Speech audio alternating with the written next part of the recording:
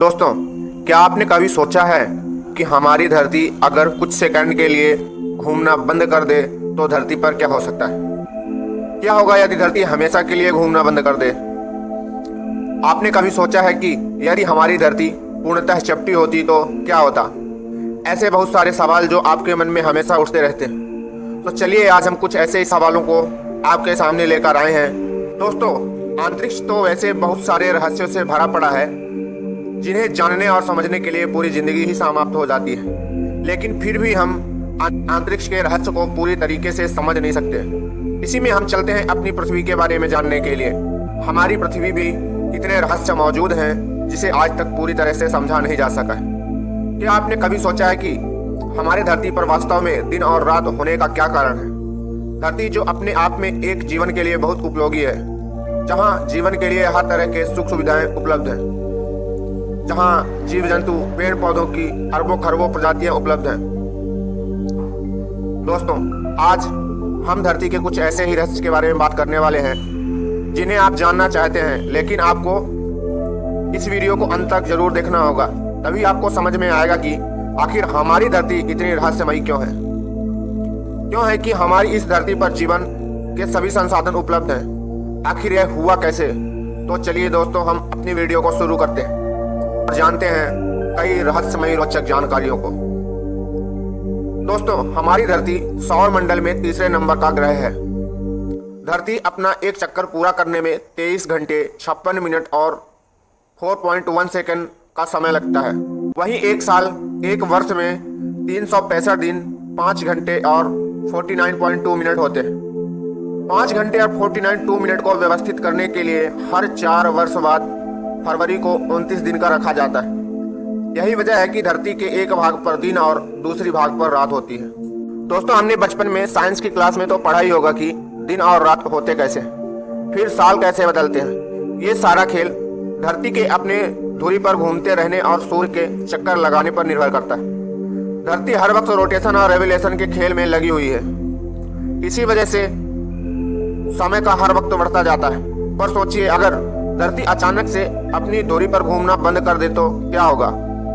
यदि पृथ्वी सिर्फ 2 मिनट के लिए घूमना बंद करे तो नजारा कितना भयानक होगा, क्योंकि पृथ्वी अपनी अक्ष पर लगभग 1000 मील प्रति घंटे की गति से घूमती रहती है। जैसे ही पृथ्वी घूमना बंद करेगी, हम सब 1000 मील प्रति घंटे की गति से धक्के खाते हुए पूर्व की तरफ फेंके जाएंगे। अगर धरती हमेशा के लिए घूमना बंद कर दे तो पृथ्वी के एक हिस्से में परमानेंट दिन रहेगा और एक हिस्से में परमानेंट नाइट रहेगी। इससे एक हिस्से का तापमान बहुत ज्यादा बढ़ जाएगा और एक हिस्से में भयानक ठंड बढ़ जाएगी। पृथ्वी का घूर्णन बंद होने के कारण होगा कि पृथ्वी का अपना गुरुत्व बल ही समाप्त हो जाएगा। अगर ऐसा 2 मिनट से कम समय के लिए भी हुआ ना, तो पृथ्वी के गुरुत्व बल के कारण बहुत तेजी से सूर्य के केंद्र की ओर पृथ्वी मूव करने लगेगी और कुछ समय बाद वह सूर्य में संपूर्णतः समा जाएगी। पृथ्वी अचानक से घूमना बंद करे तो पृथ्वी के अधिकांश हिस्से में प्रलय आ जाएगा। पृथ्वी के एक हिस्से को सूर्य की गर्मी का इतना ज्यादा सामना करना पड़ेगा और आधे हिस्से में अंतरिक्ष की तरह ठंड का सामना करना पड़ेगा। इससे घातक हवाओं के कारण भूमि का उखड़ना शुरू हो जाएगा। ग्रह के एक आधे हिस्से में बहुत अधिक तापमान बढ़ जाएगा और दूसरे हिस्से में तापमान बहुत कम हो जाएगा। बीच में हवाओं के आदान प्रदान के कारण सुपर स्टॉर्म और चक्रवात जैसे प्रभाव अत्यधिक प्रभावशाली हो जाएंगे। पृथ्वी के घूमने पर कई शोध किए गए हैं जिनमें अलग अलग बातें की गई हैं। अगर पृथ्वी घूमना बंद कर दे तो इसके और भी बहुत भयानक नतीजे हो सकते हैं। पृथ्वी का आकार और अधिक गोलाकार हो जाएगा और एक हिस्से पर दिन और एक हिस्से पर रात का अनुभव होगा। यह 6 महीने दिन और 6 महीने रात का अनुभव करेगा। पृथ्वी का जो भाग सूर्य की ओर है उसमें भीषण गर्मी का अनुभव होगा। पृथ्वी का जो भाग सूर्य की ओर नहीं है उसमें बहुत ज्यादा ठंड होगी, या तो कहें बर्फ से पूरी आधी पृथ्वी ढक जाएगी और इसके परिणाम स्वरूप विशाल तूफान उत्पन्न होने लगेंगे। धरती के नीचे होने वाले हलचल को तब तक महसूस नहीं किया जा सकता जब तक भूकंप या किसी ज्वालामुखी विस्फोट में कंपन न महसूस हो। अब एक नए अध्ययन में पता चला है कि धरती की आंतरिक कोर ने हाल ही में घूमना बंद कर दिया था। इतना ही नहीं, उसने अपने घूमने की दिशा भी बदल दी थी। वैज्ञानिकों का कहना है कि धरती की आंतरिक गतिशीलता और इसकी परतों के बीच की अंतःक्रियाओं को समझने के लिए महत्वपूर्ण खोज है। धरती अपनी धुरी पर लगातार घूमती रहती है, लेकिन हमें इसका एहसास तक नहीं होता। ऐसा इसलिए क्योंकि हम भी इसके साथ घूमते रहते हैं। धरती के घूमने पर कई शोध किए गए हैं जिसमें अलग अलग बातें सामने आई हैं। दोस्तों, क्या आप जानते हैं कि हमारा ब्रह्मांड सोच सकता है, समझ सकता है? क्या ब्रह्मांड के पास खुद की चेतना है? क्या ब्रह्मांड किसी बड़े इंसान का दिमाग है, या फिर क्या हमारा दिमाग खुद में ही एक यूनिवर्स है? क्या कनेक्शन है हमारे इस दिमाग का और इस अनंत ब्रह्मांड का? हमारा यूनिवर्स खुद के बने हुए अपने नियमों पर काम करता है। इसमें नए नए तारों का जन्म होता रहता है और नए नए प्लैनेट्स का निर्माण होता है। नए जीवन की शुरुआत होती है और एक दिन सब कुछ समाप्त हो जाता है। क्या आपने कभी सोचा है कि ऐसी क्या चीज है जो हमें दुनिया के साथ जोड़ती है?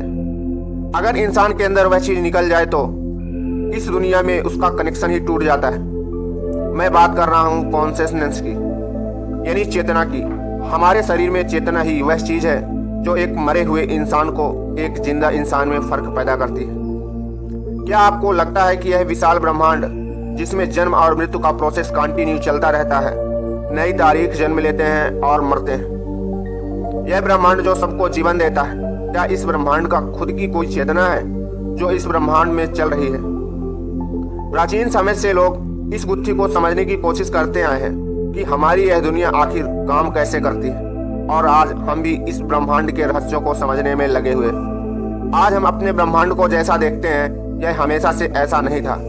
वैज्ञानिकों के अनुसार लगभग 13.8 अरब साल पहले आइटम्स और मॉलिक्यूल्स बने।